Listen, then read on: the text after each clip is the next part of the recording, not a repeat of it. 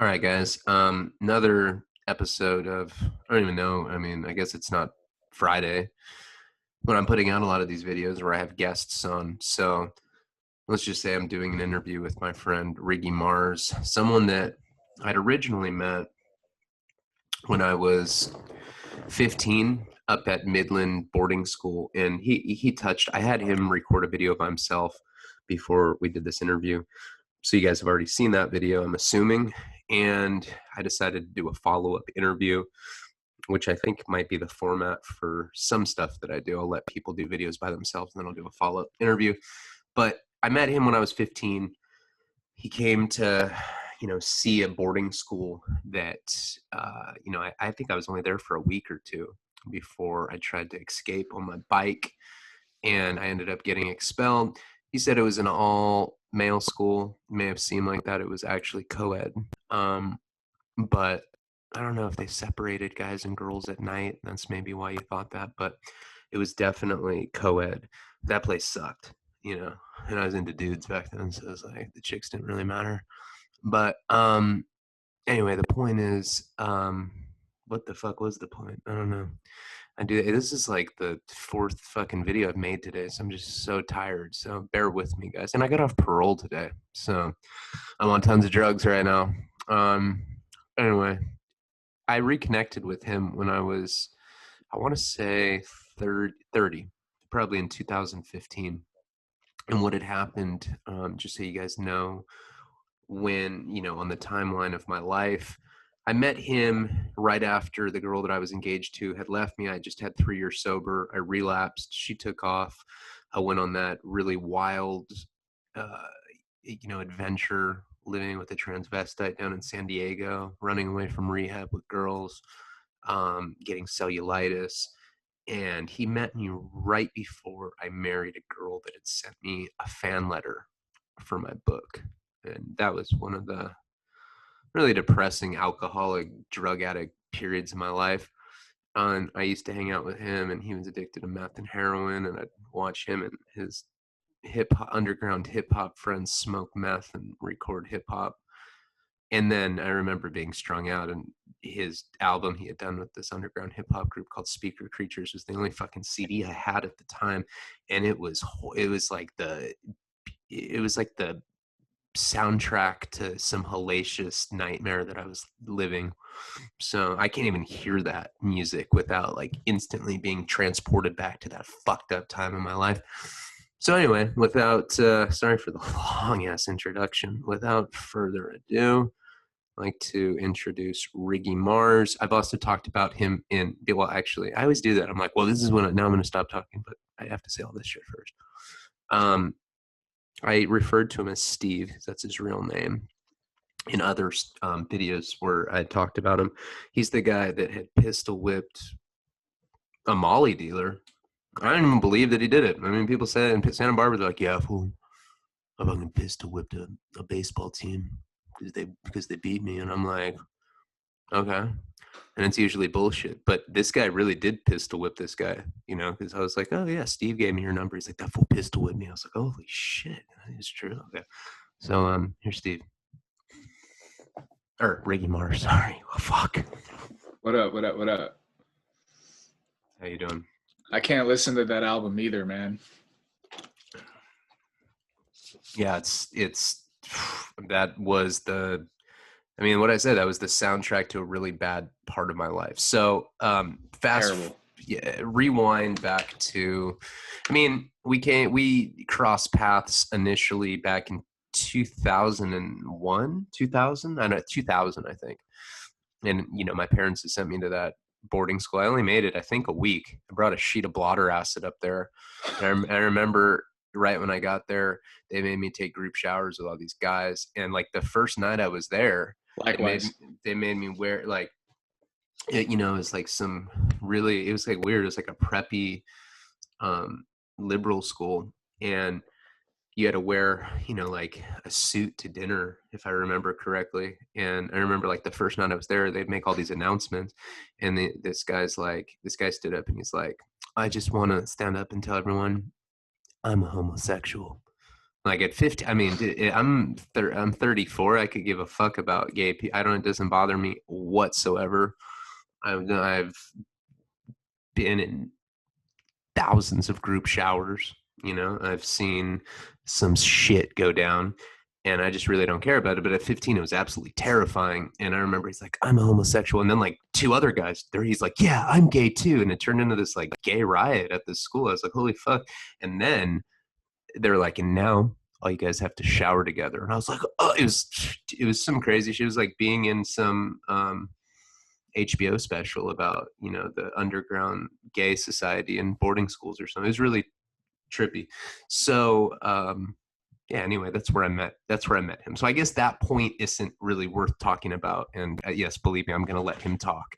But you know, when we had reconnected, I guess let's start talking about that. We reconnected in 2015, right after I'd relapsed after 3 years, and I was living at a where was I living? I don't even remember. It's somewhere in Pasadena. Okay. Bishop Gooden Center. What is that? What is that? It's a residential treatment center. It's a residential treatment center in Pasadena. Oh, it was all I've been there men. 5 times. It was all men, right? It Yeah, was all men. See, that was all men. See, you got it yeah. mixed up. That was the one that was all men. Um, and man, I really don't that period. I don't remember that well, but yeah, what had happened, and he talked about this in the videos. I like posted something on Facebook. I'm like, do I have any friends that live in Pasadena? And he was like, I'm here. And he told me who he was. I think you had gone to rehab with my friend Nicole. Oh yeah, God, right? What's her? I don't causing, right? yeah. Nicole causing. Cossing. Causing. Yeah, There you go. And she was my friend. She was like, I knew her because I was selling her heroin like a lot.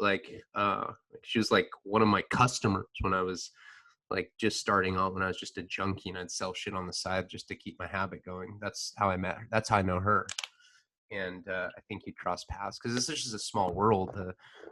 The drug world and the rehab world in Southern California tend to collide pretty frequently, as I'm sure everyone knows, wherever they're from, respectively. And I remember right when you picked me up, weren't you in like a stolen car? And maybe you were in a stolen car and you like, you didn't have gas money. So like, I mean, we were all doing really bad at the time. I think like if I could get my parents to Western Union $10 and we'd get like yeah. alcohol and shit if we were lucky. What I remember from that time period is I remember doing a lot of GHB. I want to say we did acid sometimes then, maybe. I know we've done acid together. I don't know if it was then. But I also remember that you kind of introduced me to the seedy Pasadena underworld and Mm. like a weird, you know, graph, hip hop, meth, meth, Lots of meth. meth, lots of meth. And uh, you know how I know when a period of my life was really fucked up, when when it's spotty to me, because I have a pretty good memory when it comes to stuff. I think that the reason that period's a little hard for me to remember is because I drinking. I had started was my alcohol. Did I had started being an alcoholic at that point? Do you remember? Yeah, you were chasing your GHB with Four Loco and shit. Oh So yeah. it's a little blurry of a period of time. And I had never done well, I think I had done GHB like at raves when I was like a lot younger, but I hadn't like I'd never done it like by itself, like as an isolated drug.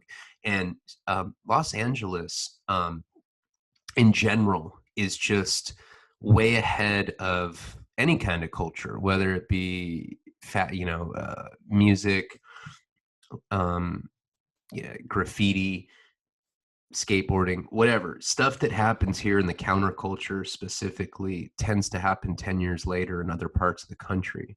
It's one of the epicenters for culture. I mean, New York is similar, London. And that's one of the reasons that I've always been attracted to LA, but I didn't grow up in LA. and he did grow up in LA. So he always had he had a lot of connections to get like really obscure drugs, you know, like GHB, angel dust, ketamine. And not that all those things are that obscure, but GHB is not the easiest thing to find.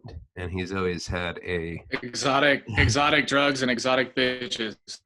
yeah, and the women definitely. And LA is just, I've always loved LA. It's seedier than Santa Barbara. I feel like I fit in here. I'm just like, you can kind of just do whatever you want. You don't even have to stay in your lane. You can weave lanes, fucking crash into medians, rear end people, and everyone's just kind of, it's just so chaotic here. And I think I thrive in drama and chaos, and that's why I like it here.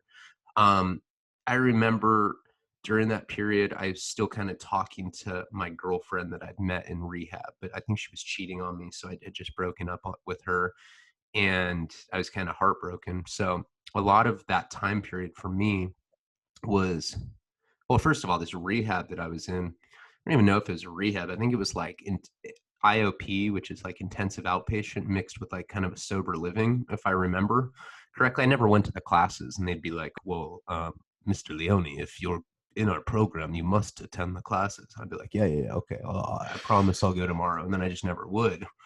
And I remember like these guys weren't on shit. Like they'd be like 10 o'clock curfew. I'd be like, oh yeah, for sure. I'd come at home at 10, and I'd like wait like 20 minutes, and we'd go out and get wasted and start fights with jocks at bars on acid and, you know, shit like that. And a lot of good memories, in my opinion, from that era. I remember that one time that we walked like 6 or 7 miles on GHB to go to some girl's house. And Oh yeah. you know, and I'll bring this up later. So then something happened with that girl later that was pretty ridiculous. Remember when she was living with those guys? Was in Echo? No, in Highland Park, right? No, is that Highland Park? What's right there? Is it not Highland Park? What is that area right there? Eagle Rock. No, it's by Eagle Rock. What's the park? There's a park by there, by the avenues. Something. I don't know, dude. Canoga Park? No, that's in the valley, right? Canoga MacArthur Park? No, it doesn't matter. But No. we'll get to that. But and then, you know, I remember you introduced me to some heroin dealer that was paralyzed, right? What was up with that guy? Who, you know, you don't have to say his name, Yeah. but what, he didn't get shot, and he was just completely paralyzed, and he would like serve us like in his wheelchair, and that was really kind of weird. Good person, interesting character in Pasadena. And what happened to me? I think ultimately I relapsed on. Remember? Oh yeah, this is what happened. That girl called me in San Diego, and she's like, "I'm living with the tranny," and I was like, "I'm there," and I fucking, I was like, "I'm leaving. I'm in love, and I'm gonna go live with the transsexual," and you're like, "What the fuck?" And I remember I went down there, and before I went, I looked kind of normal. Like I didn't look that bad. Before I went down there, I sent you a picture like 2 weeks later. You remember that picture? And I was just completely covered in like, and I used that as a thumbnail in one of my other videos. It's that one where I'm like wearing a red shirt, and I'm like, I look ridiculous. I'm just covered in acne, and like, you know, he'd show it to people, be like, dude, check out my homie. He fell off the deep end like within like 10 days or something, just going hard, living down in San Diego, somewhere in San Diego. And then I went to that psych ward in Norwalk, and I ended up leaving that girl. I've gone over this whole series with on my channel, and I'm going to ask you about all this stuff, but I'm just kind of trying to give the audience the chronology so that we can discuss some of this stuff. And then after that happened, I got a fan letter from my ex-wife. You are such a drug addict. That person. Wait, is that how she talked? That's kind of how she. Absolutely, 100%. Mm-hmm. And then her and I moved. Where did we move? We moved all over. We were living in Santa Clarita, and then like we lived in Van Nuys. No, North Hollywood. Well, Valley Village. So yeah, basically Van Nuys and North Hollywood, kind of like intersecting, kind of, you know, pretty much Van Nuys. and I think I was selling solar. And then you started dating your ex at that time. I think around the same time. I think we both had started new relationships simultaneously. Yep. Um, and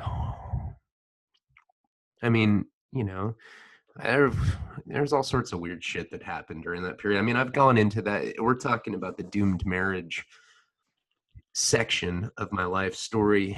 And I mean, he had seen a lot of that stuff. I mean, you saw the volatility of that just completely toxic relationship. And I was in full, I think by that point I was drinking like fifths of Jack Daniels. Like I was a real alcohol. Like I'd gone from like, you know, the Four Locos to, or like more 40s of Mickey's to Four Locos to like fifths of Jack Daniels, like wasted. Like, you know, you'd come over and you'd be like smoking meth in my bathroom. And then my wife would be like, get your drug addict friend out of my house. And I'd be like, dude, you got to go. And then I'd be drunk and be like, fuck that, let's fight. And we'd almost like fight in the middle of the street. And then I ended up going back to prison for that violation, I think. And then I think when I got out, you had moved up to Humboldt, right? You were No, I was already living in Humboldt while you were still together, and then I'd be making trips back and forth, and like a little bit after that, you caught the violation.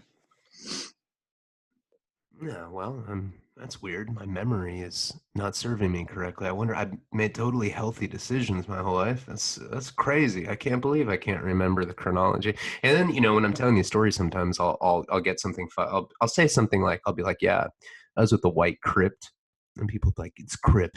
I'm like, yeah. Thanks for correcting me. But you know, it's like sometimes when I'm talking, I'll mispronounce something that where I clearly know what it is. Or like one time I said that I was in a 4-door Mustang, you know, which there's not 4 doors on Mustangs, but you know, and people attack me. They're like, "Whoa, we believe the when you lived with those pedophiles in Miami that were killing people, but not the Mustang thing. No way." And you know, so a lot of times I mess up the chronology of uh, my stories, or you know, maybe I don't remember, but I think all in all, I do a pretty good job of doing the stories.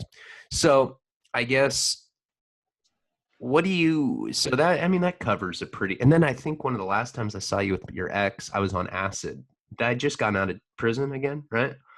Remember, I was. No, you were up in Santa Barbara, and I was driving through with her back up north, and I stopped by and picked you up at a bar, and you were just like, dude, I just beat the dog shit out of this fool, like fucking took some more gel tabs and shit, and then like you were like fucking like eating fucking cans of tuna fish and shit, and then you just like lay down and knocked the fuck out, and I was like, all right, bro, like we're gonna get going, you know. And I think that's the last time I saw you, man, till after you got out. I was always able to sleep on acid. I'm a freak Yeah. of nature. I don't know why. I smoke like sativa bud, and I'll have like full blown manic freakouts. Like, oh my god, like, you know, I'll start thinking like about weird shit. But I can take like 100 hits acid, and I'm like, oh, I'm cool. You know, it's bizarre how different drugs affect people differently. So okay, so then there was that. I remember that time you needed a place to stay, and I'm like, look, I can't have anyone over, you know, like I can probably have your girl. I wasn't trying to take your girl, but I'm like, I can probably have like a girl here, but not a dude. I can't have a dude and a girl. My parents already think I'm a fucking pervert, you know. If like they came and like both of you guys were in my bed with me, my parents would be like, again, Ryan. Well, you know, I was on acid at the bar again. Brought home a dude and a chick. Um, and I think that she ended up sleeping in the bed with me, and like you slept on the floor. I mean, I wasn't sleeping. I was fucking fried out on acid with like tuna on my face and shit. I remember that. And then, so when was that? When are we talking about? Like what year? Yeah, I don't even know when you're. I This remember. I remember you. 2016, 17. I remember you picking me up, and I remember the acid because uh, some girl I met on Plenty of Fish like You know, like I went on some date with this girl and she was like such a square. Like the whole date was just horrible. She was so boring.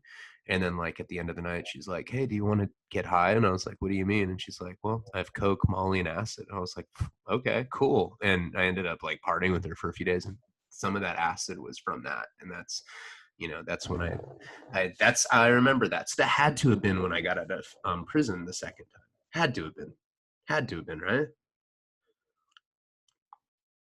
No, Unless no, I might have been cheating on my wife. I don't remember. no.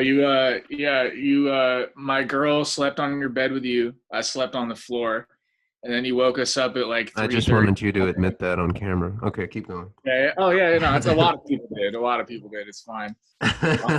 You know. And then you kicked us out at like 3:30 in the morning because you said you were on your way to a job interview. I don't know what job interview at 3:30 in the morning. You know, maybe like Walmart, like carrot chips. I don't know. I woke up crying. I'm like, I got to go to a job interview. You guys got to go. Sounds about right. Okay. I don't even remember that. Wow, weird. Maybe I think I'm just burned out from being. It's the end of the day right now. Okay, but still on the chronology of life. Okay, so I remember that, and then I remember another time you came up to Santa Barbara for some reason. And was I living at Jeff's house? And then Yeah, you came over and we had some liquid L and you yeah, took it liquid, and we liquid like Xanax. we Yeah. filmed you taking no the acid. You took acid at his house. Remember? And we filmed you taking drops. Do you remember that? No, I think I was just on acid all the time driving. So, Yeah, but but I have this footage. So I'm thinking it's around that time that I same want to time see period. that. I do have I it. gotta Yeah. see that. I saw it recently because we're going over all this footage from the documentary, and that's some rant. We paid like the old director for the documentary paid all this money to like I had like all these like broken phones or like you know like water damage. I had like a whole Ziploc bag full of iPhones I fucked up throughout the years, and he paid like to get them you know, like to get the data off or, you know, to get like the whatever media off there.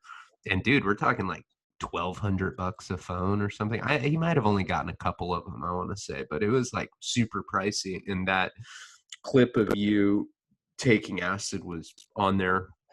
And then, let's see. Okay. I don't know for so that must mean we used to do a lot of drugs together because every memory that I'm trying to think of, I'm like, when was that? Why was I doing that? And I get, did I see you again after I got out of prison the second time or the second time, second time when I went away for the DUI after my ex-wife left me. We don't say her name, by the way. Because her mom's always like, I'll sue you. I'm like, okay. Last time I remember talking to you, I was homeless in Koreatown. I'd moved back from Humboldt, and I was homeless in Koreatown, running around with this group of people, and I was on the phone with you, and you were like, that was like right before you like lost your fucking mind. Like you had like a nervous breakdown. Remember? No, I have no idea Right. what you're And talking about. The time I called yeah, the and, FBI? yeah, yeah. Mm, that's weird. You do LSD all the time and then you have some weird fucking psychological meltdown. That's weird. I wonder why. That's not the marathon acid use. Right. Okay. So it was 2017. Is the last time you had seen me before this last time that you've seen me? Yeah, yeah. 2017. So, oh, so you saw me. Did you meet my kid's mom? Did you meet Karina? Did you meet my wife? No, no. You only met her since I've been out this last time. Yeah. Mm, okay. So that and sorry, people are like, what's the point of this video? This is just Ryan like recanting like old stories of his. He's running out of content. I just I mean, it's not I don't plan any of these videos, not interviews, not stories I tell. I just kind of talk. So it helps me to kind of think out loud about the chronology. That's why. Um, so you're sober now, which is I amazing. am. Mm-hmm. I've been sober before. I was sober for 3 years, and I'm relatively sober now. I just got off parole today, so I'm smoking pot, and I'm okay with that. I feel like I fucking earned that. I haven't been off probation or parole for 17 years, and it's a very, very crazy time right now. So I got some bud, and I'm gonna smoke it while the world comes to an end around me. But let's talk about how you ultimately got sober, why you got sober, how you got sober, and why other people shouldn't be doing drugs now. Uh, I guess my bottom was like all the other times before it was for like probation, or like baby mom was tripping or whatever, and like I never like every time I went to rehab or like was forced to go to rehab, like it was never on my own doing, you know. So like, you know, whether it was 90 days or 6 months, like the whole time I'm just like planning like exactly like what I'm gonna do like the fucking moment I get out, you know. And so like, you know, my ex, you know, she would like beg me to go to detox. Like we moved back from Humboldt and she was like living with her mom. I wasn't allowed over there, of course, because I'm a fucking maniac. Oh Um, yeah. Do you? Well, you're talking about your ex, not your the one kid's you know, mom, the one I know. no, not Um. my kid's mom, the one you know, the Okay. blonde. Yeah, I remember you guys were living in like Venice Beach for a while. Is that the house you're talking about? Right, that was her mom's house. That was her Okay. mom's house.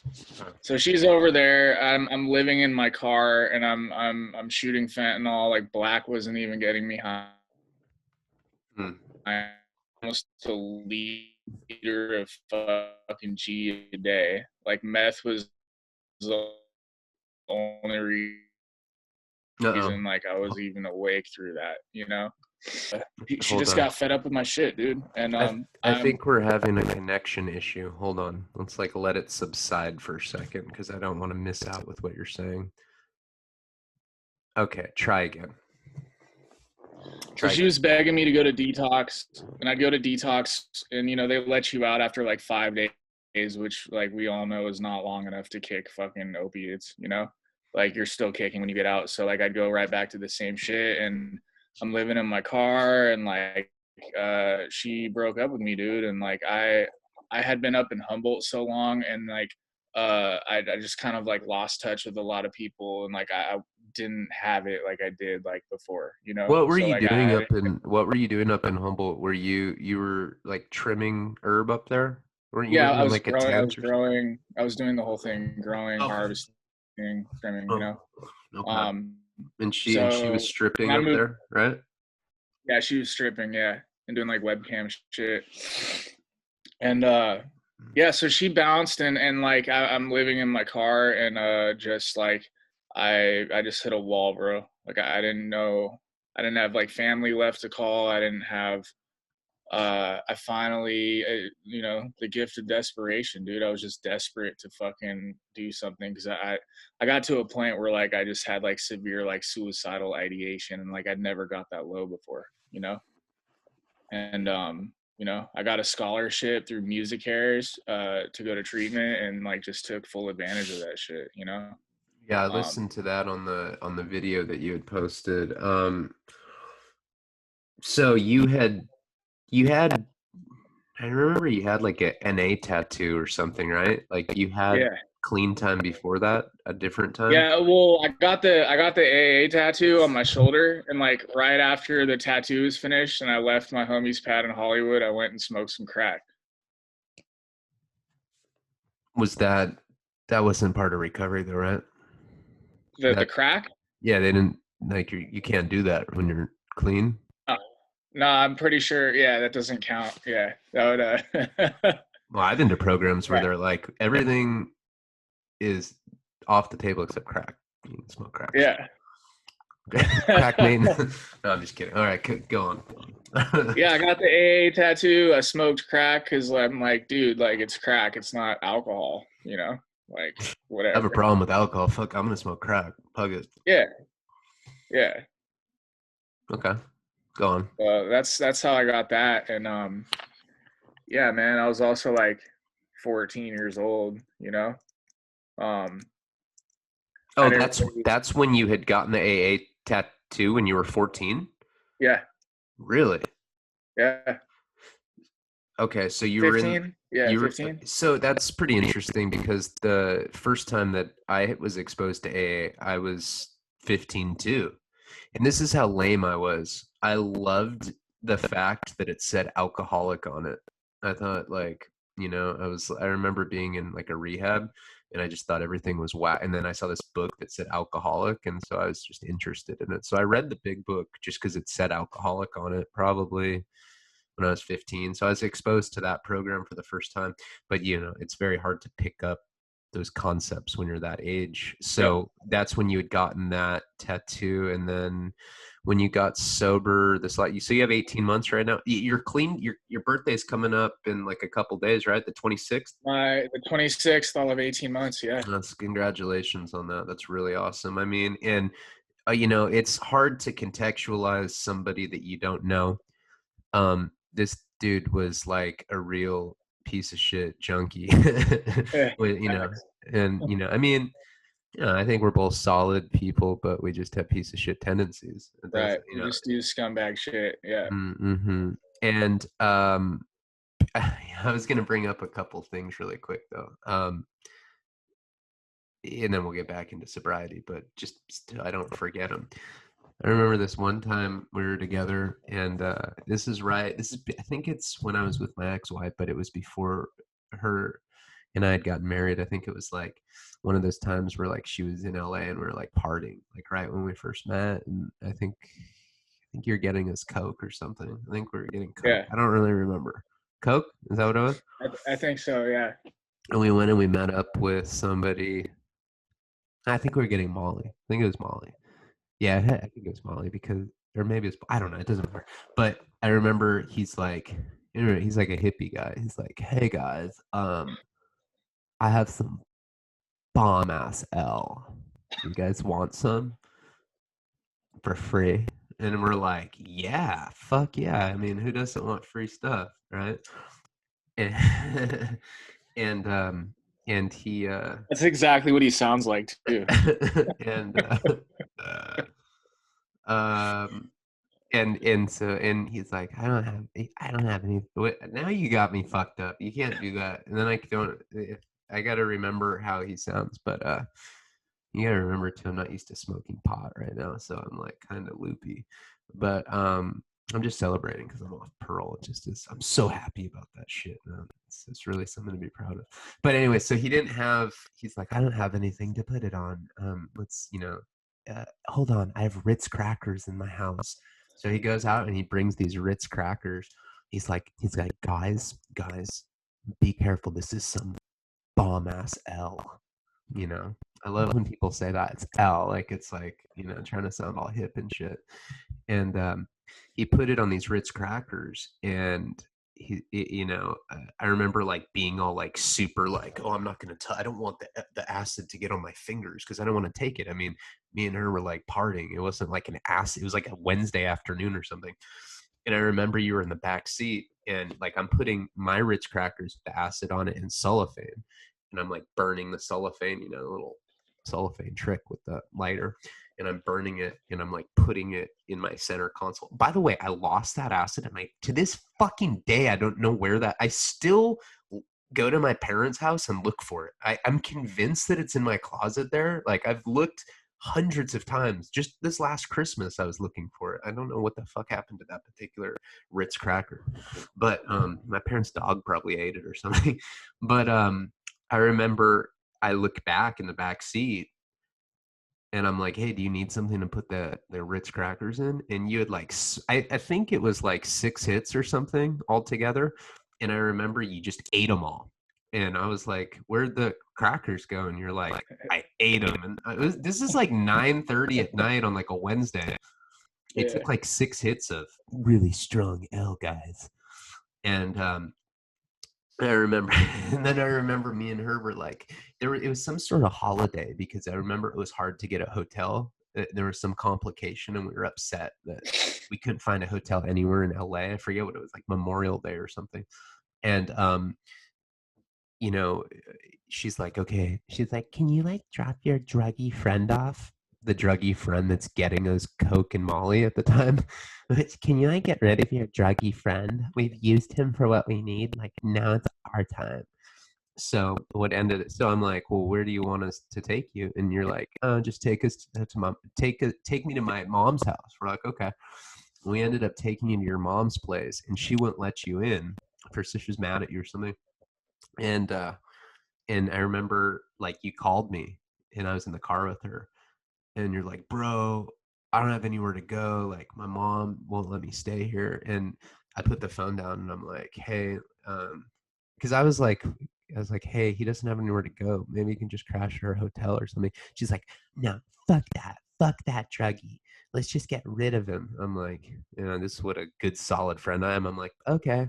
You come back and I'm like, hey, yeah, we there's only 2 people allowed in the room we got. It's like they're super strict. So you got like a homie's house I can take you to. And you're like, just take me to the park.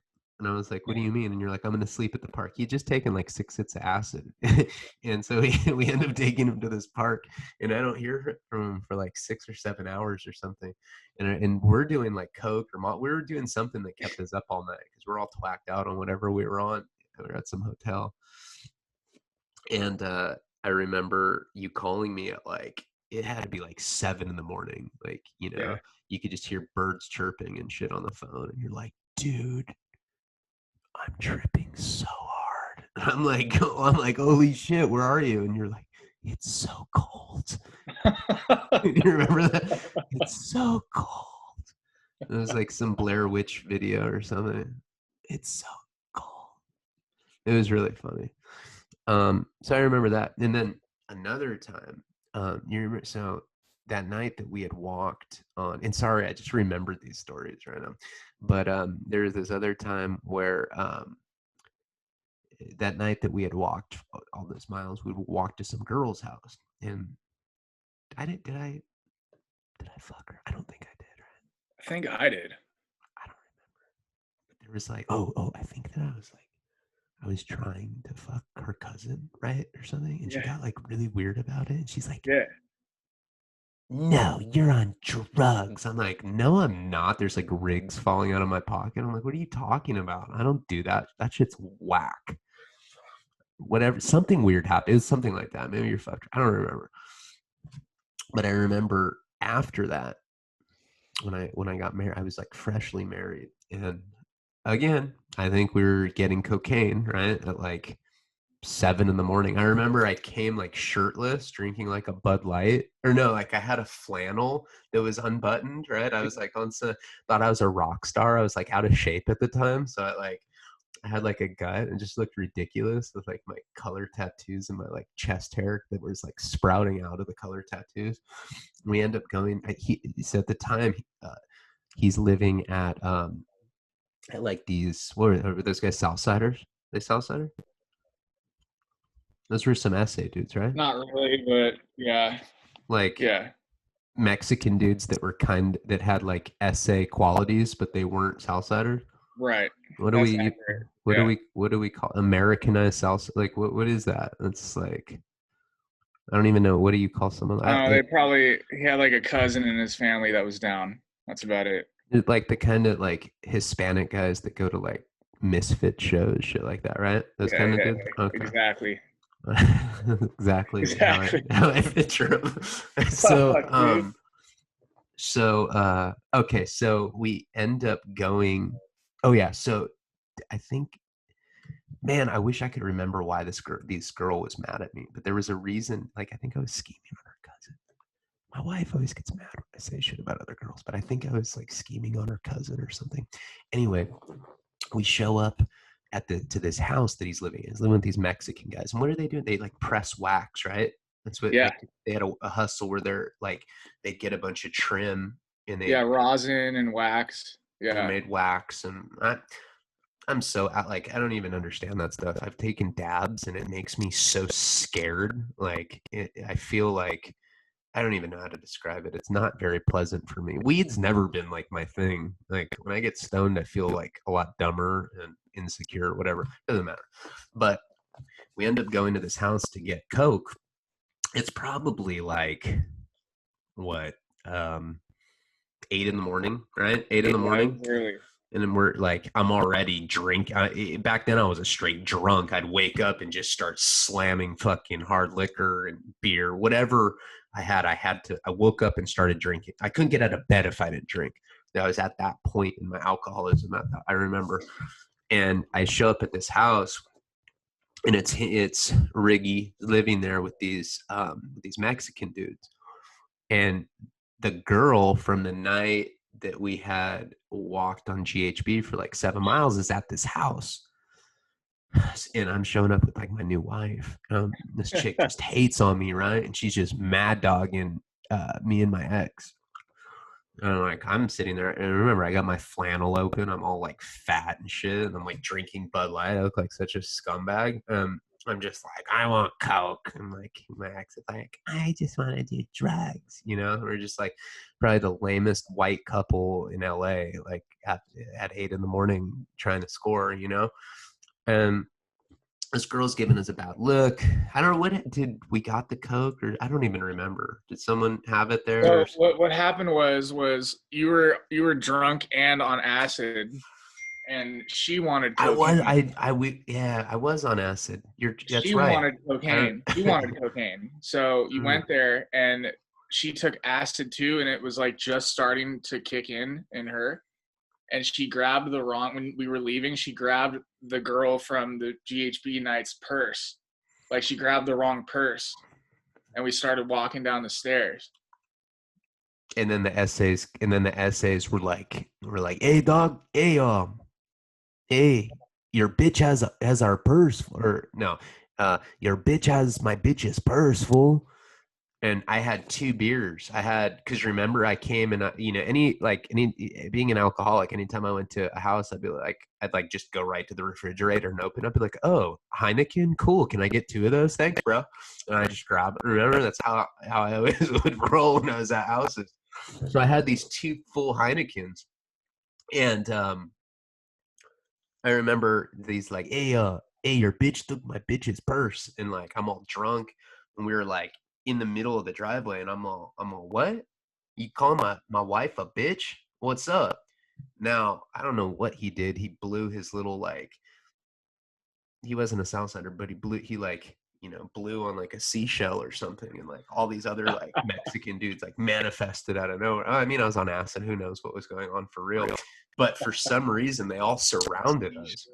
Remember, they all like said, I'm stoned, and so when I'm stoned, I think of weird shit. And they like surrounded us. Remember? And I remember you were like, did one of them have a gun? Like in his waistline? I don't really remember what happened, but I remember this. I don't know if there was a gun involved. I don't really remember. But I remember that you had my back, and we were all arguing, and I had 2 full beers that I'd taken from the refrigerator, and I was getting ready just to fucking take off on them with the beers. Somehow, how did that even get resolved? I don't remember what happened at that point. That's why I'm bringing this up. What happened?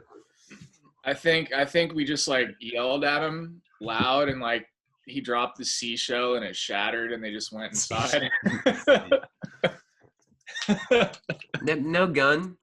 No, I don't remember. Yeah. Those fools weren't strapped, bro. Where was that? That was Highland Park. Highland Park. I knew it was Highland Park. That's why I said. Yeah. Okay, so sorry, I just remembered those 2 particular stories. But so sorry, back to being sober now. When you went to rehab, you were at a rock bottom moment. Because what, your chick had just left you? Is that what had Yeah. happened? And where were you lit? You were homeless? Yeah, I was living in my car, and like I got a homie in Hollywood that that let me stay there for like 2 weeks while I tried to get into a program, and fucking just a mess, dude. Like yeah, like if he hadn't like taken me in, like I was like I would have done something stupid for sure, you know. And then yeah, dude, the rest is history, dude. I just Oh yeah, I know who that is. yeah, you met him. But um, uh, what was different about that time? It was just what most people say about sobriety. Like, I mean, I know when I got sober for 3 years, I really did reach like an emotional, spiritual, mental, and physical. Well, not, I mean, I'm always at a physical rock bottom because my dick's so small, but you know, the emotional, mental, and spiritual stuff at that time. And it was enough. I was at such a low that it kept me dry for like 3 fucking years, abstinent 100%, where I was just like, you know, it's like the whole like sticking your hand on a stove. And sometimes you burn yourself so bad that you just learn and you never do it again. And that worked for a few years. I relapsed on acid. That's how I ultimately went back. You know, I took 3 hits of blotter, and a week later I was slamming heroin again. But after 3 years sober, it sucked. It was horrible, and I've never really recovered from that. But because I haven't reached another bottom that was that severe, and that was just 60 days in solitary confinement. But how long after your bottom did the 12 steps and the stuff that has kept you sober this 18 months, when did you start becoming receptive to that stuff? Because I'm sure there's a lot of people that listen to this. People message me all the time and tell me that um, they're struggling to get off heroin or whatever it is, and they ask me how I did it. And I don't really know, because I'm not a shining example. I'm not a poster child for recovery, because really I'm not sober, you know. Even when I'm sober, I'm not sober these days. I'm always doing some shit that I shouldn't be, snorting Wellbutrin or smoking pot or whatever it is. I can say that now because I'm not on parole. Yeah, like how you were saying when you read the book and you just saw it said alcoholic, so that's what made you pick it up to read it, but like you didn't understand it because the shit was written in the fucking 30s.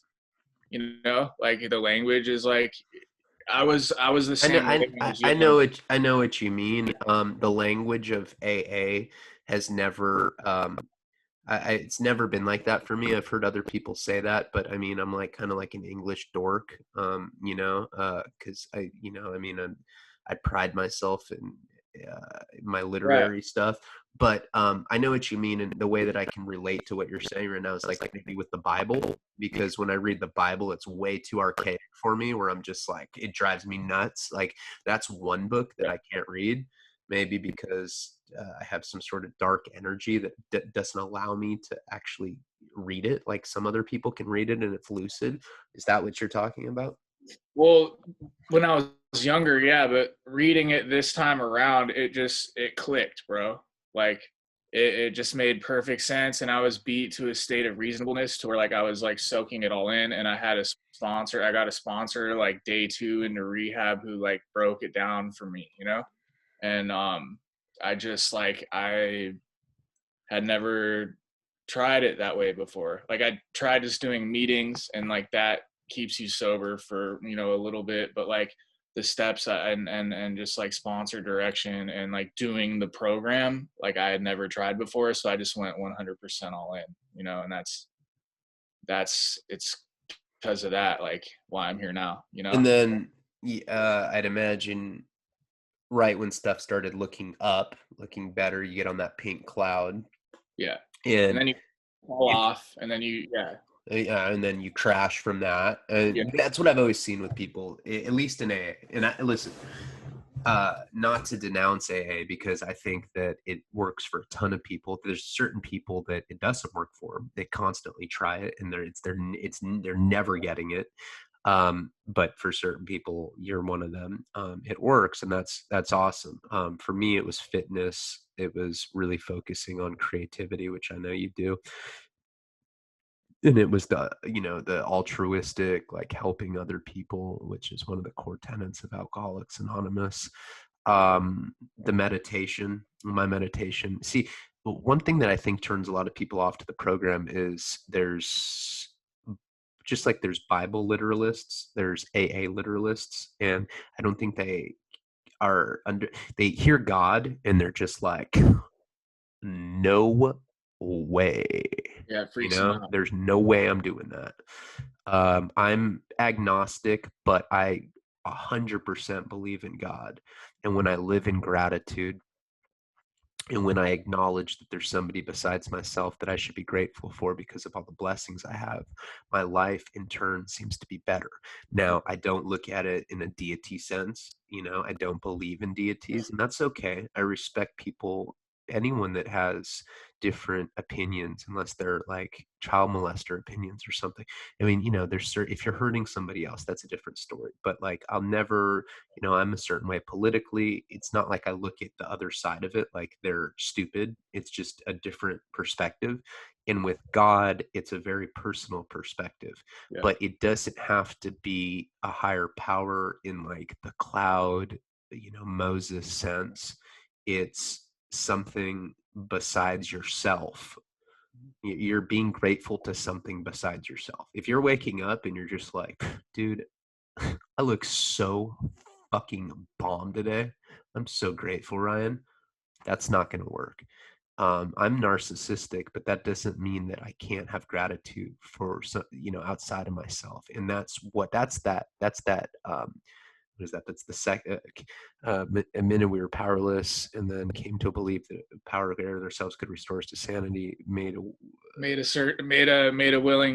decision to turn our will and our lives over to the care of God as we understand Him. What's the 13th one where you get to fuck newcomers that are vulnerable? That's, I don't know. That's one of the steps or something. But Yeah, that's 13, but that comes before one, dude. You know? oh yeah, yeah, and it's Yeah. after. That's always been mine. I'm like, I stand up and I'm just like, I'm just trying to fuck newcomers, and then they're Hey, like, whatever keeps you there, bro. sir, can you leave? I've gotten kicked out of meetings for saying shit. I'm like, dude, I'm Joe, or I'll be, you know how people go, I'm Ryan, I'm an addict. Hi Ryan, or I'm Ryan, I'm an alcoholic, and then it's, if you do identify as an addict in AAP, there's like, oh, hey, get the fuck. I've been to meetings like that. Get the Yeah. fuck out of here. So then I just started making a joke out of it. I'd be like, I'm Ryan, I'm a Leo, and people would just get fucking, hey, bro, this is our recovery, and I'm like, look, man, I'm sitting here, aren't I? I don't want to say when, but there was a time in my life when you took me to an AA meeting and I was totally fucked off on like GHB, and well, no, my audience knows that I had to go Yeah. to GHB Xanax expedition recently. Remember I went to the That was legendary, bro. I was I was You'd all wake up, the main speaker was going on. You'd wake up, you'd be like, oh, did we turn the sprinklers off? everyone in the meeting was looking too. It was so embarrassing. Everyone's like, shh, But okay, sorry. Back keep to coming back. when I smoke herb, I'm just so like my thoughts meander so much. But so that's like one of the big things that is, I think, dissuasive and a turnoff to a lot of people. Amends are super important. That's the fourth step, right? It's the Uh, ninth step. oh, the moral inventory, or Yeah, moral inventory is four. yeah, So that's good too, is like, instead of just acknowledging that you're powerlessness, or that you're powerless to the substances. And I think that a lot of people misunderstand what that means. It's more a surrendering to an idea that doesn't matter if you're on drugs or off drugs, you don't have any control of those drugs. I can't control my addiction. I'm just not one of those. I'm a light switch junkie. I'm the kind of guy, if I fucking look at a bag of heroin, I'm doing a prison term within like 6 months. It's like to the wheels fall off type of guy. And that's why I've been so institutionalized, because I just can't stop by myself. No human power can make me do it. It's literally by the grace of God that I ever get off heroin. And I'm sure, am I a bad heroin addict? I'm a yes. bad one. I'm a bad one. Yeah. That's why we get along, bro. Oh yeah, no, I know we're a total piece of shit, dope fiend. So there's what you say when it comes to being sober is something I actually listen to. That's what helped me get sober the first time too. My friend Paul, who just passed away, um, was like you. I mean, actually, in all honesty, he was much worse than me or you. He was like the most gnarly. Like that guy was hardcore, right? I can't believe uh how well he could function on so many different shit. I mean, insane stuff. 20 volumes and drinking a half fifth, and then like shooting heroin, like really, like he was really hardcore for a long time. And when I had met him, he had a girlfriend that was basically like his sugar mama. It wasn't an older lady either. It was like a good looking girl that was his age, and she had taken him essentially off the street. He had a falling out with his parents. So basically the first like 3 or 4 years of our friendship, he was just a total hardcore alcoholic. Have you seen Leaving Las Vegas with Nicolas Cage? He Yeah. was like that. So like, and I'd never seen that before. I thought that was like something that was invented by Hollywood. I mean, I'd see him wake up and he'd be shaking like this, and like he's not the kind of guy that would exaggerate stuff at all. Like he'd just, he'd be shaking like that bad, open vodka, and it would just kind of pour on his face, and he'd like have to lick it. And if he drank milk or water, anything besides alcohol, his body would just reject it instantly. Like he had to wake up and like start pounding vodka every single day when he was in the grips of it. Now we had a falling out in like 2000 and I want to say 7 or 8, and I ended up stealing his kitten, but that's just it's a whole nother story. But he had written me in prison. The reason I'm bringing this up is he had written me in prison in like 2010, and he had said that he was doing his amends for AA.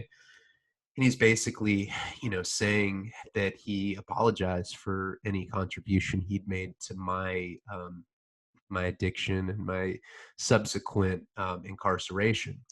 So we reconnected, and he became truly one of my best friends, and he had gotten sober. So by the time I decided to get sober in 2012, the reason that he was like an indispensable part of that process was because I looked at him and he was just so, I mean, I don't usually look at people and be like, that fool's worse than me.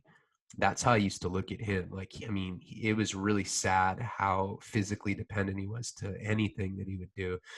Alcohol, heroin, it didn't really matter. He was one of those guys that would drink heavily because he could afford to drink heavily, but like he couldn't afford to be the kind of heroin addict he wanted to be. So it's just kind of like alcohol's the thing he focused on because he could get like when he drank to get annihilated, not conscious. Like he was hardcore.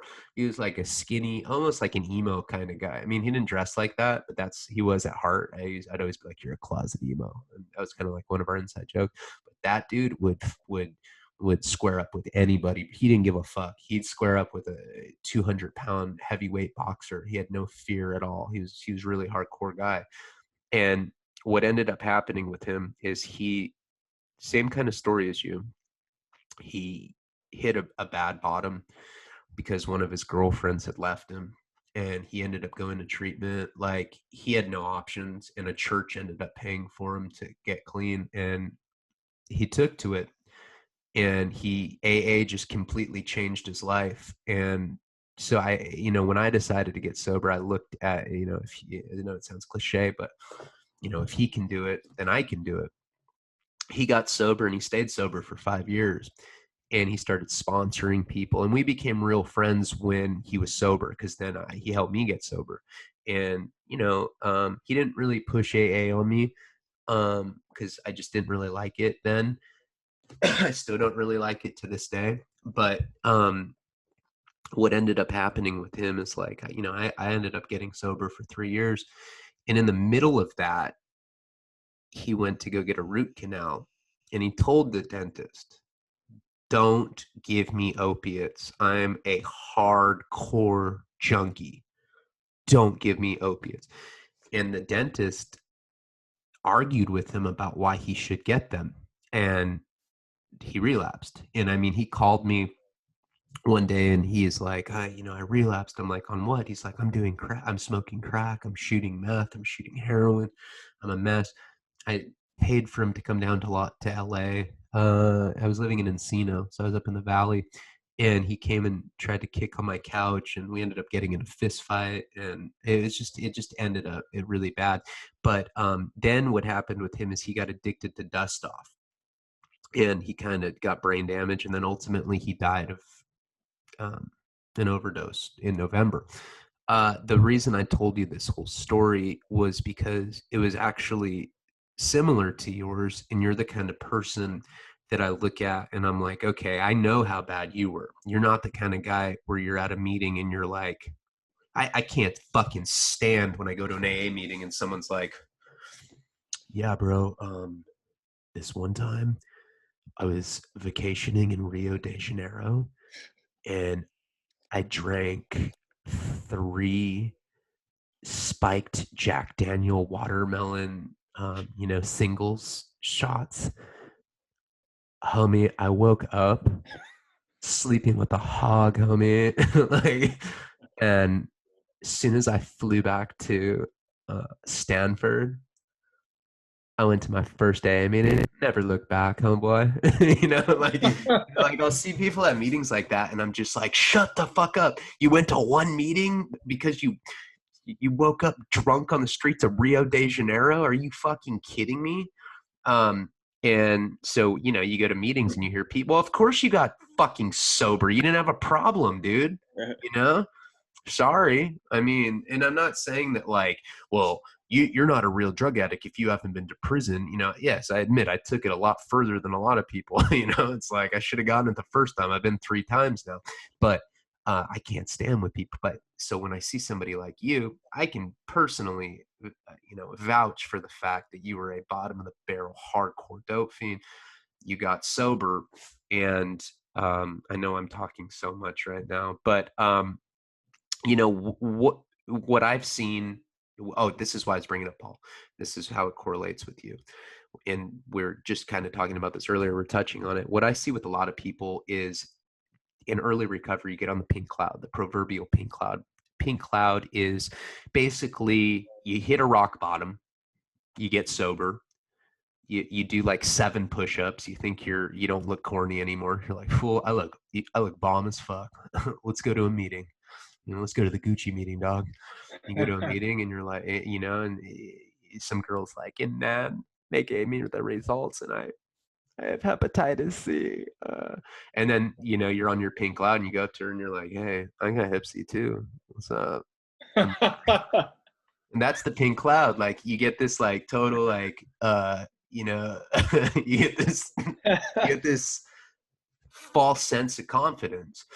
And what happens is your dopamine levels get so depleted. Your neurology is so deeply impacted when you're doing crystal meth, when you're doing heroin, when you're drinking. It doesn't matter what you're doing. Your neurology and the way that your brain is wired gets completely rearranged. So you get into early recovery. Maybe you're lucky enough to go to a medical detox. Maybe you're not. Maybe you detoxed in county jail and got extorted for the $40 that Aunt Sally sent you. But however it is, you've gotten off the drugs physically.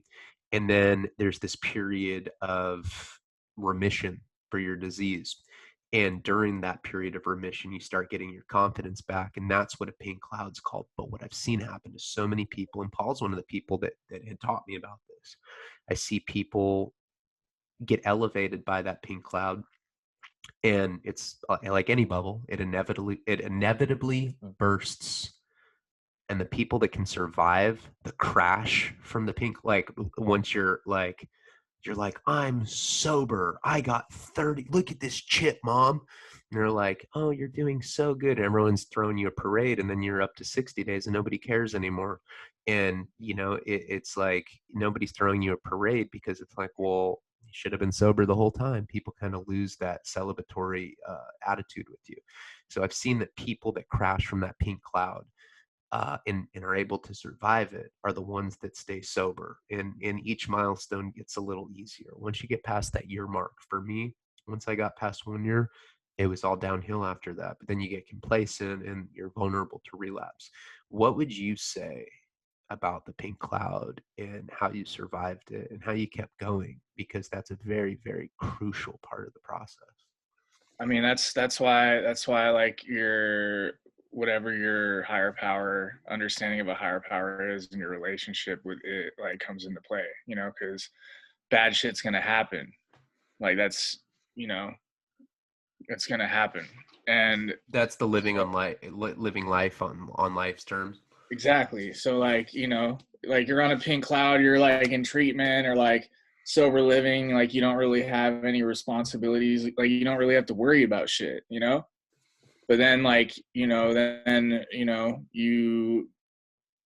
like you don't get the job you applied for, like the chick with hep C or fucking like breaks up with you or leaves you for like your best friend, or like like the Oh, the Hep first C, like the little, one that you picked up at the meeting, and you're like, I got Hep C too. What up, yeah, bitch? yeah, yeah, that one, and your heart's broken, you're crushed, like Oh, what are you gonna do? always about a 7, rehab 7.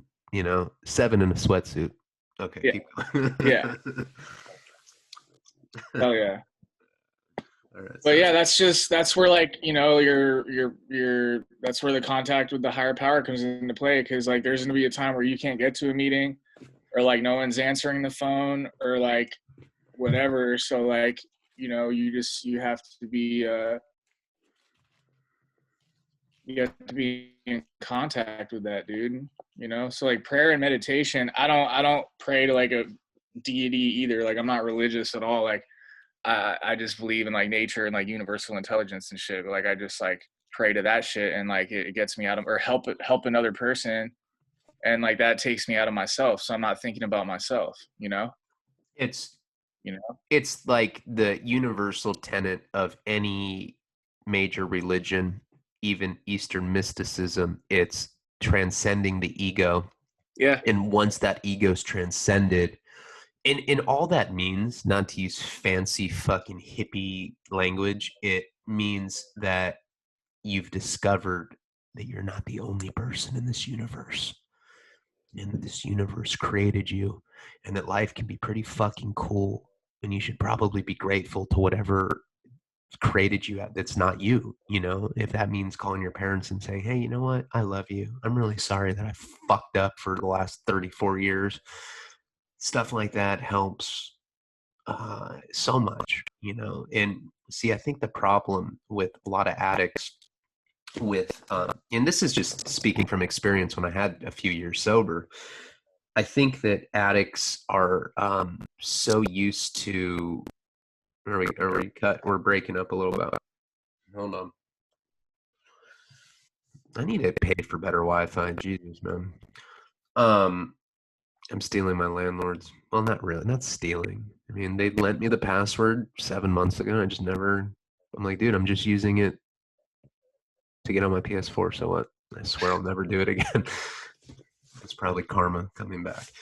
But I think that as drug addicts, we generally, are running on impulse and instant gratification. So you got to learn that there can be instant gratification in recovery. And that's why I'm such a selfish piece of shit and try to donate to causes that I believe in, where I try to do charitable random acts of kindness, because that is instant gratification. Because part of being a drug addict is that you have a void, and you're trying to fill that void. You're trying to fill it by butt fucking a blonde chick. You're trying to fill that void by doing drugs, or drinking excessively, or smoking a cigarette. It's that constant, I need something. I need something right now. I need something. Oh my God, I need a drink. Okay, cool, I'm drinking. Oh, now I need a cigarette to go with the drink. Now I need a chick's lap to sit on while I smoke the cigarette and drink. And it's just on and on and on, and you're never but it's true, you're never happy with just the moment. It's hard to be happy in that moment, and the reason that you're not happy for those moment in the moment is because you still have that void that's not filled. So something that, for the addict that might be struggling with that sense of loss in early recovery, in my opinion, is you can do a random act of kindness all the time. You see a blind guy walking down the street, you can go help him cross it. You can open the door for a woman. You should be doing that anyway. Or not even a woman, just a fucking other human. It doesn't need to be a woman. But it's just like it's making a conscious effort to do nice things for other people will begin to fill that void in its instant gratification. And I wish someone had told me that a long time ago, because it probably would have saved me like a lot of fucking hardship in my life. But I mean, these are things that I've discovered about myself in this latest journey of trying to stay off hard drugs. And um, what do you think about what I'm saying right now? Yeah, you get out of the universe what you put in. You know, it's Oh all yeah. karma, dude. I talk about that all the time. There's a karmic debt, and it's absolutely true. You, if you're a drug addict, you have a karmic overdraft fee Yeah, from the corporation of the universe. we You got to know, do extra. you're gonna do extra, Yep. and you know it's there's all sorts of stuff that you can do. I also think fitness is indispensable. I think creativity is indispensable. Now, creativity to me is all sorts of different things. You know, it's making these videos, it's writing. I still love writing. And I know for you, it's music. And we're going to get into that. This is going to be a really long episode. I'm sure there's like 3 or 4 people in like Zimbabwe that are watching this right now. Okay. Probably don't understand what we're saying, but for the people that are still with us, creativity to me translates to meditation. Meditation doesn't mean that you're sitting there closing your eyes and focusing on your breathing. That's not what meditation needs to be. Meditation can be taking a walk around the block. Meditation can be listening to Dark Side of the Moon with your headphones on, closing your eyes. Meditation can be writing a short story, a poem, or a song, or painting, or just any sort of creative energy that you're exerting. And I think that often one of the biggest reasons AA doesn't, and I like the 12 steps of AA.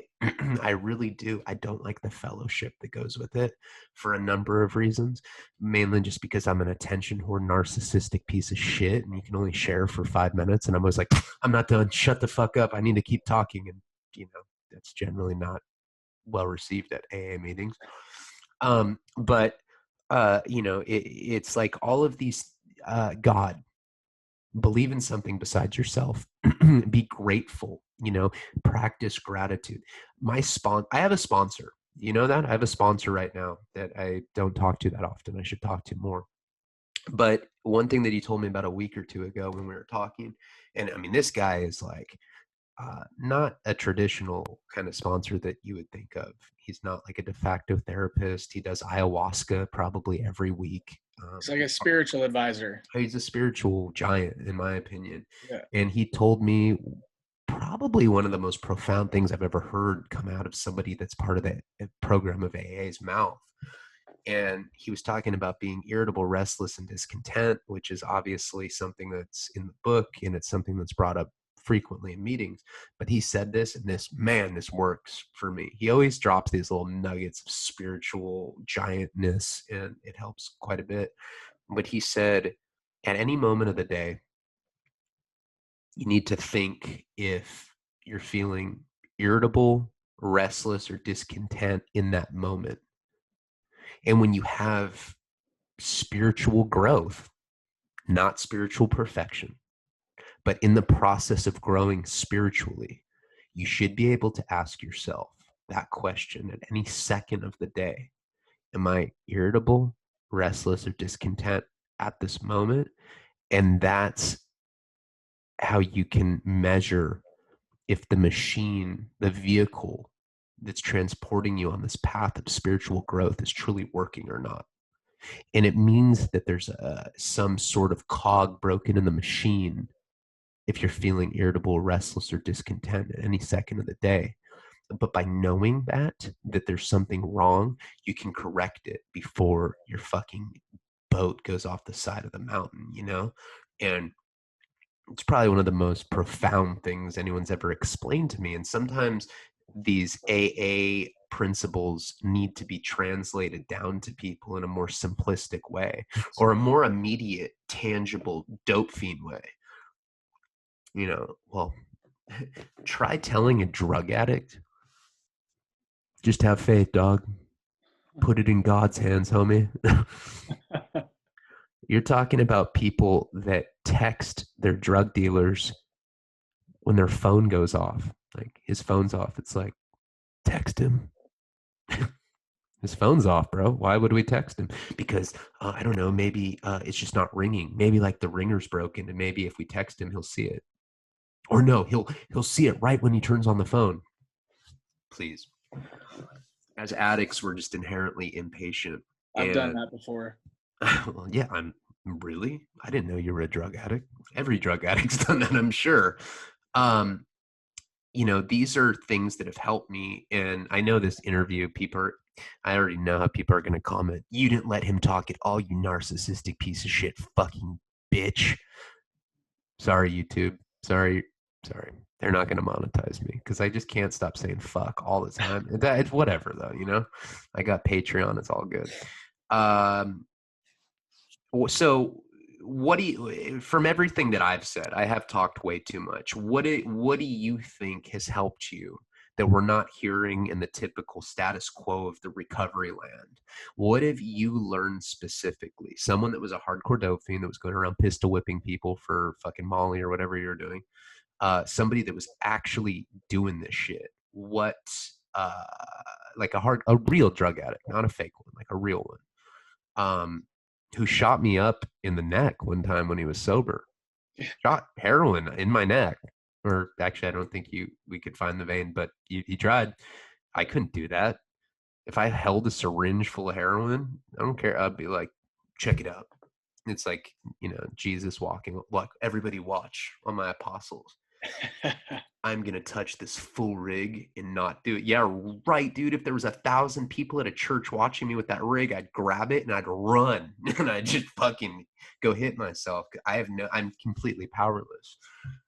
Tell me some nuggets of wisdom about recovery that you've picked up in the last 18 months, which is a huge accomplishment. Like they talk about it in the book, like through the work, like the 12 steps, like you get put in a place of neutrality, So like I've come to like a crossroads where I have the decision of like whether I'm going to pick it up or not. And like I have too much good shit in my life now that like it's just not worth it to me anymore. And like Go on. you like it just even like on my worst days, like it's like so much better. Like I'll never forget like how I felt 18 months ago, like in that fucking car, kicking fentanyl, like nowhere to go, and I know that the second I'm like you, bro, like I'd pick up a rig and I'll go catch a prison term within a week, like I'm that kind of addict too. Like I know where the shit leads me to, and I also like as an artist too, like I feel blessed to like have that creative outlet too, because like I've just like switched addictions in a sense, like I just make music, like, and the music I'm making now isn't like when I was using, like it doesn't even compare, bro, and I made amends to my son. Like I have my son back in my life, and like my parents are stoked, you know what I mean? Like I've gained some solid like real friends through the fellowship, and like life's just cool, bro, And even like and through this period of time right this now. is this is the longest you've been sober, correct? Oh yeah. So Yeah. let me tell you this.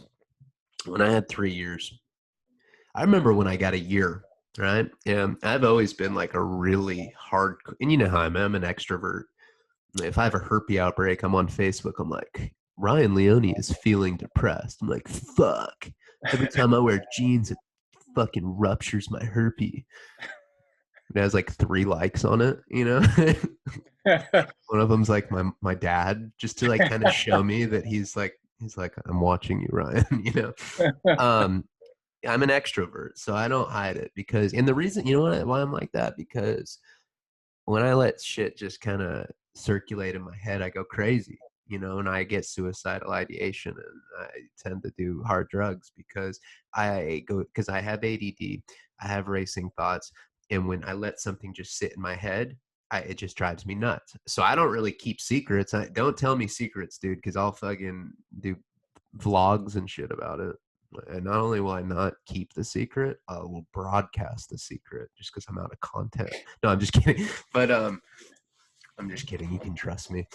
But let me tell you something, man. When I got a year clean, people were coming out of the woodwork that that had written me off years ago. You know, because now we have social media, so we're connected to everyone. We're connected to people we fucked in the '90s, shit like that. You know, Yeah. '90s or like 14. Shit. No, checks out. Yeah. But what happened is, you know, people were like so happy that I got so. I mean, my year clean. Like my Facebook messages were like making, or my comments on my year clean post were like making me cry with like pride and shit. I was just so Me too. happy I made it to that fucking point, you know. And you start getting those real friends that you were talking about. You start getting just this collective respect from people that you'd cross paths with throughout your life. Everybody, the hardcore convicts that I'd known, the artists that I'd known, the people that I grew up with in grade school, they all started looking at me seriously again. They took me seriously because when I was 3 years sober, I was a really good person, you know, Yeah. and I did really good person things. I was just a nice guy, and I went out of my way to help other people. And tons of people would message me, "How do I get clean?" And I would take my time, and I'd walk people through. And I got, oh, there's people that are clean to this day that I was helping back then, because they looked at me. If Ryan can get clean, for sure I can, you know. And what happened is when I relapsed, that shit was like a rug just got yanked from me, and I was like, phew. And I, you know, instantly my parents are like locking up their jewelry again when I come over, you know. The neighbors are looking at me like, oh, Ryan's gone rabid again on the drug addiction shit, you know. And people stopped trusting me, and a lot of people lost respect, and those real friendships that I had made were gone like that. People are like, I'm cool, because they don't want drug addict Ryan. Nobody likes drug addict Ryan. Ryan doesn't like drug addict Ryan. Ryan fucking hates drug addict Ryan. Ryan punishes drug addict Ryan by doing more drugs, you know? And and once you fall, I'm just telling you, it's almost impossible to climb back out of it. I've heard that. Yeah. It does something to your ego. Like, I don't even really know. It's so profound, I can't even articulate it. It's uh it's so demoralizing. It's so humiliating, you know, it's so demeaning.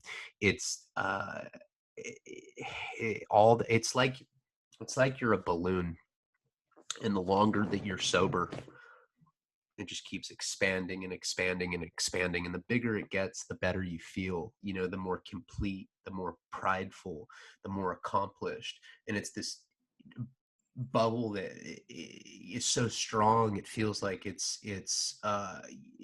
know, it's unbreakable. And as soon as you relapse, it doesn't just deflate, it pops. And once it's popped, it's fucking broken, and you'll try to inflate it again, and it just barely will do it. Or maybe you'll get a little bit, and it'll get like this big again, and then it'll just close up. And it's almost impossible to get back.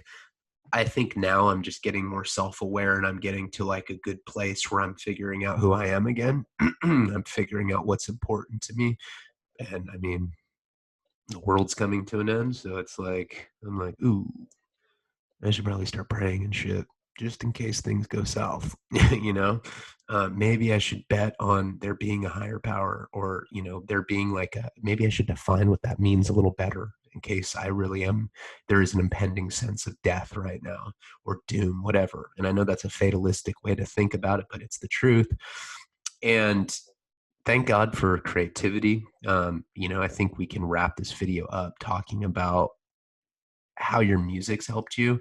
Um, you know, you talked about that in the video that you already posted by yourself quite a bit.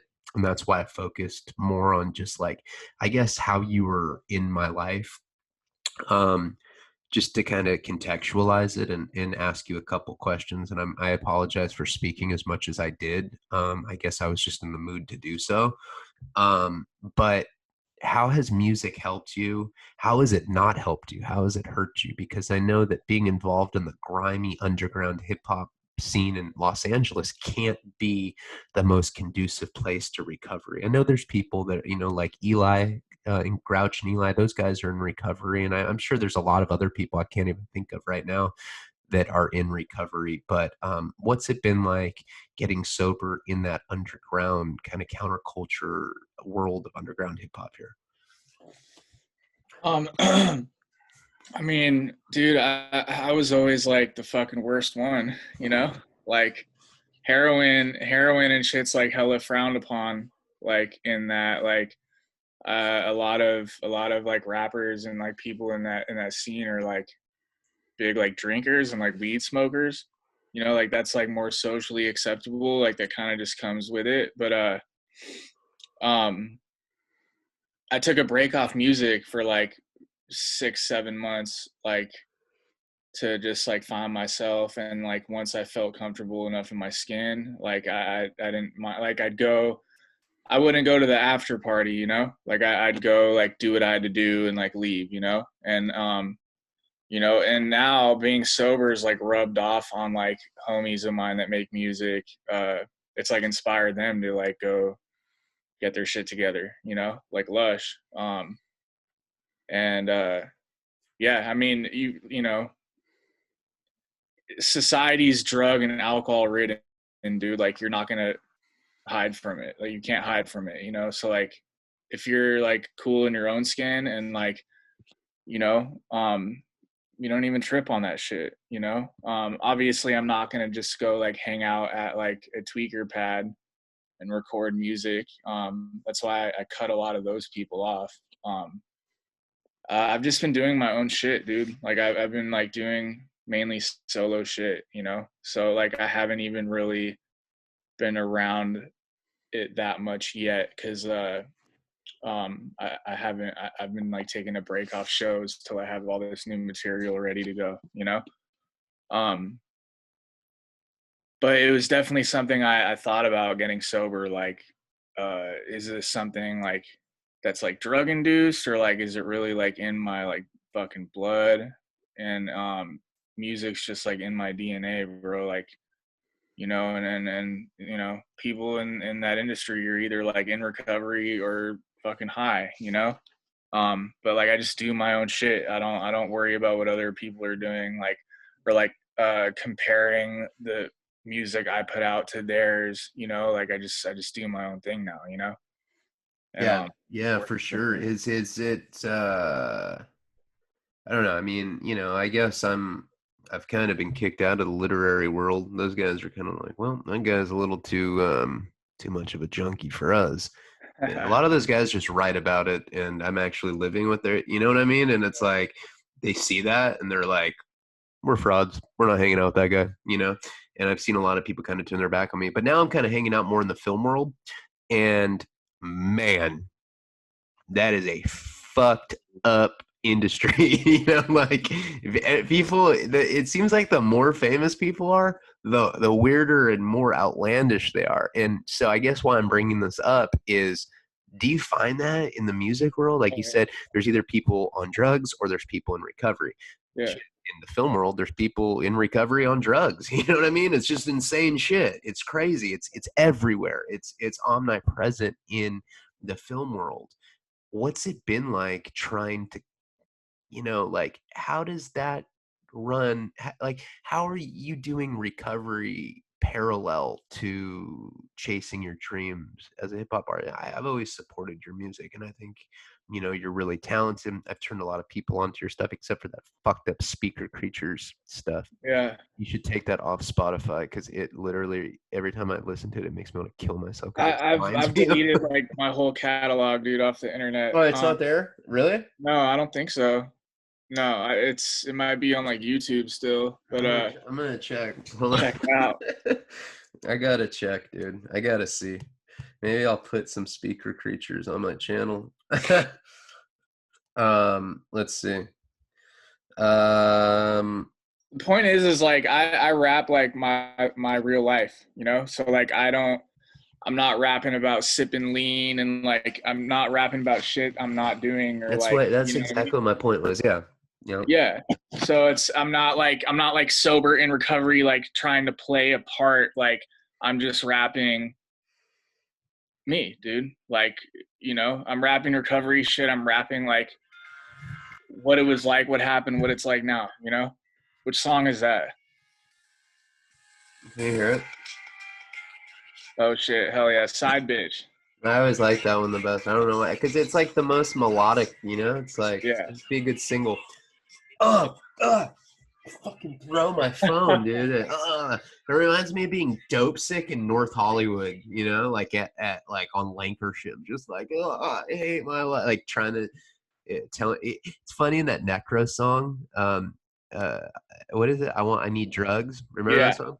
Yeah. He's like, I keep lying to my runner, or did he say I keep telling my runner that I'm trying to quit? I would always do that listening to. I'd be like, dude, this is it.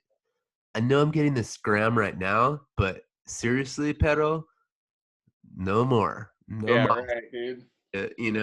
But I'd always be listening to your to Speaker Creatures during that period. That's why I think about that and laugh.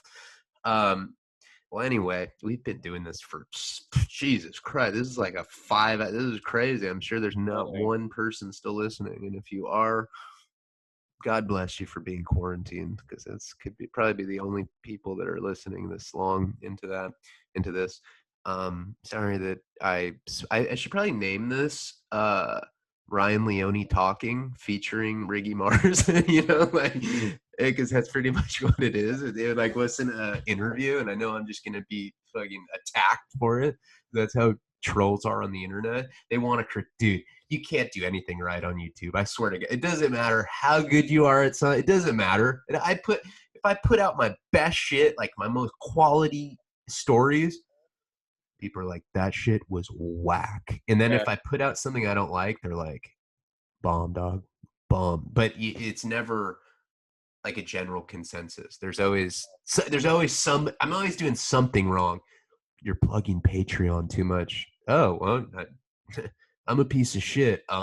I guess me having a 2-year-old doesn't mean anything. I don't have a family to support. Sorry that I have to spend a couple minutes. Fast forward it. I spend the first few minutes promoting stuff. Um, All the negativity inspires me, bro. yeah. Well, That's what's changed too. I'd only write when I felt like good and inspired, and now like now I write like when I'm in pain. Like oh, now I've like learned to like write, like just write, you know. And hey, that's what like all these new projects I've been working on that are coming out soon are like about, dude. Is just like the growth I've gone through the last 2 years, you know. and that's the best art. It's and especially I've always been a huge hip hop fan. I grew up on NWA, the original Chronic, and then when like all the Wu-Tang shit, what Wu-Tang turned me out onto more underground. I got into like Grave Diggers, and like Oh I yeah. used to love like Inspected that, all the Gangstar stuff, and I like the Beat Nuts, and then later Immortal Technique, Jedi Mind Tricks. Um, Atmosphere, Dino Spectrum. Man, Hell I yeah. I love that shit. Uh, Psycho Realm. I got turned Right. on to in prison this last time, and they did this thing called Street Platoon. Fucking fire. I like underground hip hop, and I truly believe that you're gonna leave your mark in that industry. And I think you're probably at the best time to do it, because I look back at like most artists that I like, Atmosphere, Wu-Tang. Wu-Tang's a good example. Eminem's a good example too.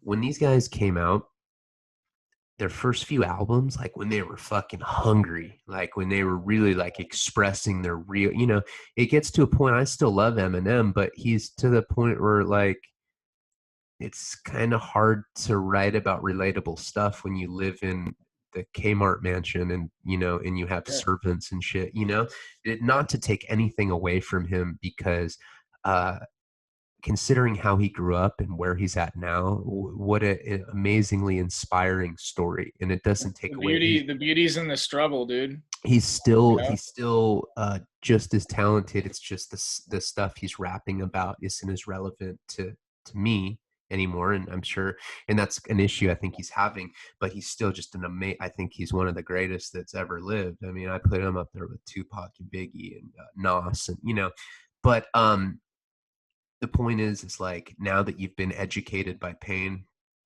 now that you can reflect with a lucid mind on that struggle, just like when I wrote Wasting Talent, that was retrospective to the crazy decade of addiction that I had just lived. I wrote it in prison in a time of perpetual pain, and that was my escape. And like, I clung on to that dream and that hope that one day that book would take me to places, and it has, I manifested it. And honestly, anybody can do anything they want if they put enough effort into it. And I know that's like some kind of like Space Jam type bullshit to say, but it's absolutely true. And thank you for being my real friend. When I fell off recently, not like too long ago, you were one of the people that was like really making an effort to get me into. How many times do you drive me to detox? Like fucking 4 times. Didn't you Yeah. come? You came and like hung out with me and Nick Stahl at that when I got that Airbnb. We were like watching Once Upon a Time in Hollywood. Remember Yeah. that? And what else? I mean, you just made a real effort into helping me get clean, which shows me that you really care about me, and I really appreciate it. Because when Paul died, I'm going to close with saying this. When he died, one of the reasons that that I was so kind of like hurt by it, I think, is because I had a lot of resentment towards myself and like guilt, because when I met him, we were both like artists, when we were 18, and he was making these like really cool underground films, like these really like hardcore, like he'd go up to cop cars and smash out their windows, and like, and just making these really artsy montages to it of just complete, it was like nihilistic, anarchistic, inspired, like kind of like Fight Club-esque shit, like underground cinema. And I always thought he was way ahead of his time. And I thought that he would go on to do great things. And I was always so supportive of his art. But then there came a point where he started abusing dust off, and he started losing his mind. And he just wasn't as cognitively sharp as he was when we were younger. And I went from like supporting his art to like becoming really focused on my own career, my own shit. And he started being really supportive of me. But the whole time he was putting out amazing paintings, and I didn't really see it because I was so like kind of blinded by my own ambition and my own shit. And after he passed away, I like really regret that I didn't do more for him. I mean, before he passed away, I did a video like for him on here where I just did a whole video talking about him, and he got to see that. So and maybe a few days before he died, he called me and he was telling me how much he loved me, and that he told me about a time that he had called me and said he was going to kill himself. He's like, I had a gun in my mouth, and I called you and was telling you I was about to pull the trigger, and you were like, "Do it, you little bitch! Stop being a bitch. Pull it. I want to hear it. Film it." And he said he started laughing, and he was like so depressed. And he's like, just the way that I had said it was so cold. It was actually really funny, and it saved his life. He told me, and he's like, and only you would understand that, and only you would have that kind of response, and only you could bring me out of that moment. That was the last call I ever had with him. Pretty chilling that he passed away a few days later, because we didn't really have serious talks like that anymore. They were pretty goofy. And it was just it was kind of just a nice way to close someone that I really love, like a brother. And I appreciate you. I love you. Thanks for being featured on my fucking monologue rant. I mean, this wasn't really like an interview. It was more just me talking and you saying a few things. But thank you for all that you've done for me, for my family.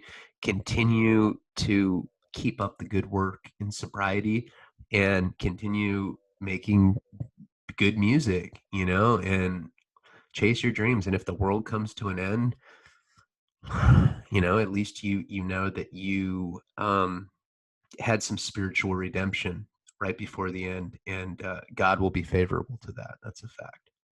Love you too, bro. Where can people find your music if they're interested in listening to the hip hop you're putting out right now? YouTube, Spotify, every major digital outlet. Riggy Marz, Riggymarz. Dead End Kids is a Dead End group that you Kids formed with Lush. with Lush One, Lushone. The Dead End Kids project is coming out in a month or two, and I got a new EP on the way, so just be on the lookout, man. Cool, man. Well, I definitely will, and I've featured on it. I go on You some are. rant about snitching. You are. I'm like, I'm so tough. Let's talk about snitching. But anyway, dude, I do love you. I appreciate you. Wash your hands. Be safe. Palabra. Palabra.